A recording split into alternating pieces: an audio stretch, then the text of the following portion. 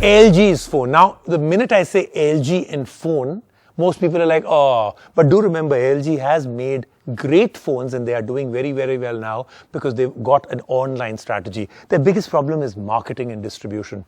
So when they come out with this, they are a little late with it. I wish they'd come out with this earlier. I showed this to you when we did the Mobile World Congress in Barcelona. This is the LG G8s ThinQ. Great looking phone, but I have to tell you, some of the features in this phone are actually staggering. So it's a phone for about 37,000 rupees. Comes into India now.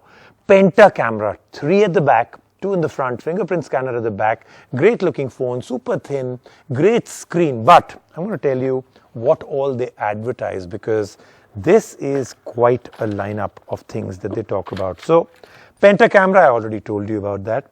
Air motion. So remember, one is we know that we can do a few gestures and get a phone to respond. This takes it to a whole new level. Just watch my review and you'll understand what I mean. Then hand ID.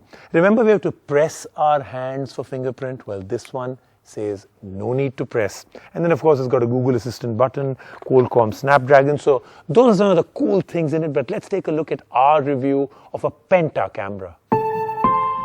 Wave your hand, swipe left, swipe right, and see the magic, not in the air but on a phone. Well, after laying low for a while, LG seems to be doing a lot to infuse some magic into its phones. Meet the LG G8s ThinQ, a phone that we first saw at Mobile World Congress in Barcelona. This is a premium phone from the brand and it starts at 36,990 rupees for the 128GB storage variant. So amongst the OnePluses, the Asus ROGs and the Oppos of the world, does LG manage to woo us with its tricks? Let's put this phone to the test and see. The LG G8s ThinQ is quite a looker. This is the mirror black variant, which is true to its name, with a reflective back made of 2.5D Corning Gorilla Glass. It does attract smudges easily though, but otherwise the phone feels solid to hold and use. LG has upped the ante on the display front, and this is an OLED Full HD Plus display with sharp colors and a good contrast ratio. But the same can't be said about the brightness of this phone. It's a 6.2-inch screen which is adequately large, and there is a large notch like the iPhones, but it doesn't really bother us. LG remains loyal to the headphone jack, and the 3.5mm jack is still there on the G8s ThinQ. We used this phone to play Call of Duty and even used a couple of apps and found the performance to be at par with most premium phones in this segment. This is because of the Snapdragon 855 chipset this phone boasts of. It also has a 6GB RAM, which is more than enough for this phone. What this phone does differently is that it uses a hand ID to open the phone. This uses BIO-AUTHENTICATION to open the phone. It scans the unique blood vessels on a palm to unlock the phone. We admit it is a little cumbersome to unlock the phone this way, especially in public, but LG has also given the option to unlock the phone with a Face ID and a fingerprint scanner lodged at the back.